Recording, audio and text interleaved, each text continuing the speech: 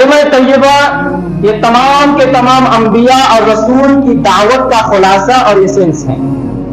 جتنے بھی نبی جتنے بھی رسول اس دنیا کے اندر آئے تمام نبیوں کی دعوت کا خلاصہ تمام رسولوں کی دعوت کا ایسنس سرانش یہ کلمہ طیبہ ہے. اور یہ خود اللہ تبارک و تعالیٰ کا بیان ہے. سورہ انبیاء سورہ نمبر 21 آیت نمبر 25 وما ارسلنا من قبلك من رسول الا نوحي اليه انه لا اله الا انا فاعبدون. ہم نے اس دنیا کے اندر جتنے بھی رسول بھیجے ہم نے اس دنیا کے اندر جتنے بھی نبی کو بھیجے ہر ایک رسول کے پاس ہم نے یہی اتاری انہ لا الہ الا انا فاعبدون کہ اللہ کے سوا یعنی میرے سوا اللہ تبارک و تعالیٰ کا بیان ہے میرے سوا کوئی معبود برحق نہیں اس لیے تم لوگ میری ہی عبادت کرو. اس آیت کے اندر بھی ذرا غور کیجیے. اس دنیا کے اندر جتنے بھی نبی آئے چاہے وہ آدم علیہ السلام ہو چاہے وہ ابراہیم علیہ السلام ہو چاہے وہ موسیٰ علیہ السلام ہو چاہے وہ عیسیٰ علیہ السلام ہو چاہے وہ جتنے بھی جو بھی نبی ہو جو بھی رسول ہو تمام کے تمام نبی اور رسول کی دعوت کا خلاصہ ایک کلمہ طیبہ ہے. اللہ کا بیان ہے ہم نے اس دنیا کے اندر کوئی بھی رسول اور کسی بھی نبی کو بھیجا اس نبی کی دعوت کا ایک ہی مقصد تھا کہ ایک اللہ کی عبادت کی جائے ایک اللہ کی پوجا کی جائے. اور وہی بات اس کلمہ کے اندر بھی کہی جا رہی ہے لا الہ الا اللہ اللہ کے سوا کوئی معبود برحق نہیں اللہ کے سوا کوئی عبادت کے لائق نہیں اللہ کے سوا کوئی ذات اس بات کے لائق نہیں ہے کہ اس کے سامنے سر بسجود ہو جائے اس کے سامنے سر جھکایا جائے. وہ ایک ماتر اللہ تبارک و تعالیٰ ہے اور وہ بات اس کلمہ کے ذریعے سے کہی جا رہی ہے لا الہ الا اللہ اللہ کے سوا کوئی برحق معبود ہی نہیں. جتنے بھی رسول جتنے بھی نبی جتنے بھی پیغمبر جتنے بھی میسنجر پروفٹ دور اس دنیا کے اندر آئے تمام نبیوں کی دعوت کا خلاصہ یہ کلمہ طیبہ. آپ اس بات سے اندازہ لگا سکتے ہیں کہ یہ کلمہ کتنا اہم کلمہ ہے یہ کلمہ کتنی فضیلت والا کلمہ ہے. صرف اتنا ہمیں آگے بڑھیے اس کلمہ کو اللہ تبارک و تعالیٰ نے قرآن مجید کے اندر القوۃ الوثقیٰ کہا یعنی مضبوط کڑا اور پائیدار پختہ سہارا ہے. یعنی یہ کلمہ ایسا سہارا ہے کہ اگر اس کلمہ کو کسی نے پکڑ لیا تو اس نے حقیقت میں ایسا سہارا کو پکڑ لیا ایسا کڑا کو پکڑ لیا کہ اس سے چھوٹنے والا نہیں یا وہ کڑا ٹوٹنے والا نہیں. دلیل سورہ بقرہ سورہ نمبر 2 آیت نمبر 256 فَمَن يَكْفُرْ بِالطَّاغُوتِ وَيُؤْمِن بِاللَّهِ فَقَدِ اسْتَمْسَكَ بِالْعُرْوَةِ الْوُثْقَىٰ لَا انفِصَامَ لَهَا وَاللَّهُ سَمِيعٌ عَلِيمٌ. اے لوگوں سنو فَمَن يَكْفُرْ بِالطَّاغُوتِ جس نے طاغوت کا انکار کر دیا طاغوت کا انکار کر دیا مطلب طاغوت کا معنی کئی ایک معنی بیان کیا گیا ہے لیکن اگر ہم ایک لفظ میں سمجھنے کی کوشش کریں ایک جملہ اور ایک سینٹنس میں سمجھنے کی کوشش کریں تو طاغوت کا معنی یہ ہے کہ اللہ کے سوا کسی کی بھی عبادت کی جائے چاہے وہ مورتی کی عبادت کی جائے چاہے وہ دیوی کی عبادت کی جائے چاہے وہ کسی راشٹر پرشاسک اور کسی امام کی عبادت کی جائے چاہے کسی آدمی کے فیصلے کو قبول کیا جائے یہ تمام کے تمام طاغوت ہے. شیطان کی اطاعت کی جائے وہ بھی طاغوت ہے.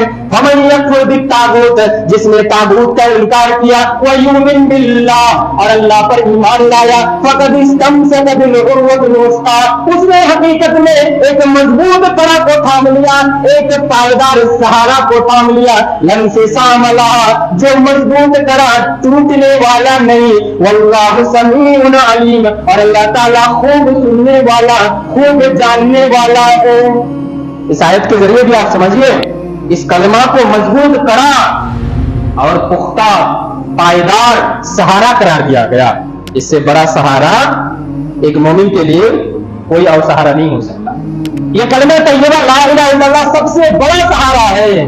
لیکن افسوس کی بات ہے کہ آج ہم اس کلمہ کو صرف فقیر کا کلمہ سمجھ بیٹھے. اس کلمہ کی اہمیت ہمارے نزدیک صرف اتنی ہے کہ گھر کے دروازے پر چوکھٹ پر کوئی فقیر آئے گا لا الہ الا اللہ پڑھ کر کے مجھ سے بھیک مانگے گا کچھ سوال کرے گا بس اسے ہم بھیک دے دیں گے بھیک دے کر کے اسے रफा दफा कर देंगे। बस इस कलमा की इतनी फजीलत और इतनी अहमियत हम लोग समझ रहे हैं।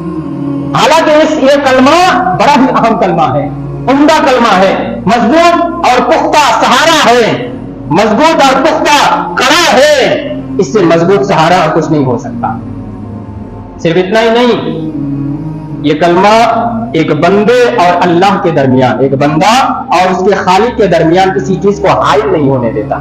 किसी चीज का पर्दा अगर पड़ जाए तो उसको चाक कर देता है, चीर देता है। और चीरते हुए ये कलमा सातों आसमान को चीरते हुए अल्लाह तबारक व तआला के अर्श पर जाकर के पहुंच जाता है, अगर किसी बंदे की जुबान से यह कलमा निकलता है। तो अगर कोई बंदा इस कलमा को पढ़ता है तो यह कलमा सातों आसमान को चीरते हुए अल्लाह तबारक व तआला के अर्श तक पहुंच जाता है। दलील सही हदीस है, तिरमिजी की जामे तिरमिजी हदीस नंबर 3590, अबू हुरैरा रज़ियल्लाहु तआला अन्हु इस हदीस के रावी हैं। क्या है हदीस के अल्फाज?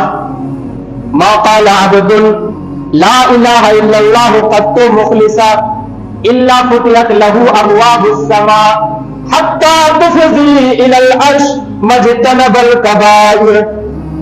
नबी सल्लल्लाहु अलैहि वसल्लम का इरशाद है, ऐसा इकराम मा क़ाला अब्दुन ला इलाहा इल्लल्लाह क़त्तु मुख़लिसा, कोई भी बंदा कभी भी इखलास के साथ, पूरी खुलूसियत के साथ जब ला इलाहा इल्लल्लाह पढ़ता है तो ये ला इलाहा इल्लल्लाह पढ़ने की वजह से आसमान के दरवाजे को खोल दिया जाता है, आसमान के दरवाजे को खोल दिया जाता है। एक बंदा जब अपनी जुबान से ला इलाहा इल्लल्लाह निकालता है, उस बंदे के दरमियान और अल्लाह के दरमियान अब कोई पर्दा नहीं होता है। उस बंदे और उस खालिक के दरमियान अब कोई भी चीज हाल नहीं हो सकती है। आसमान के दरवाजे को खोल दिया जाता है और ये कलमा उस बंदे की जुबान से निकलते हुए, इस जमीन से निकलते हुए आसमान की तरफ जाता है। और आसमान की तरफ जाकर के आगे अल्लाह के नबी सल्लल्लाहु अलैहि वसल्लम का बयान है, हत्ता तुफ़ज़िया इलल अर्श, ये कलमा आसमान तक पहुंचता है और आसमान से एक आसमान, दूसरे आसमान, तीसरे आसमान, इस तरह से सातों आसमान को चीरते हुए अर्श तक पहुंच जाता है। लेकिन एक शर्त है, मजतनबल कबाइर, कि वो बंदा किसी कबीरा गुनाह को ना किया हो, कबीरा गुनाह ना किया हो। तो फिर ला इलाहा इल्लल्लाह पढ़ने की वजह से इसकी इतनी अहमियत है कि डायरेक्ट ये ला इलाहा इल्लल्लाह अल्लाह तक पहुंचता है और जाकर के कबूल होता है। इस कलमा को कम मत समझिए, इस कलमा की अहमियत को घटाइए मत। यही वो कलमा है जिस कलमा की वजह से मुशरिकीन मक्का, काफिरीन मक्का नबी सल्लल्लाहु अलैहि वसल्लम के दुश्मन बन गए। यही वो कलमा है जिस कलमे ने नबी सल्लल्लाहु अलैहि वसल्लम और उनके चचा अबू लहब के दरमियान दुश्मनी पैदा कर दी। नबी सल्लल्लाहु अलैहि वसल्लम के खून के प्यासे हो गए। यही कलमा है, यही कलमा है जिस कलमे के बारे में नबी सल्लल्लाहु अलैहि वसल्लम ने कहा, ऐ मक्का के काफिरों, ऐ मक्का के मुशरिकीन, क़ूलू ला इलाहा इल्लल्लाह तुफ़्लिहू, ला इलाहा इल्लल्लाह पढ़ लो कामयाब हो जाओगे। उन लोगों ने नहीं पढ़ा, वो लोग जानते थे ला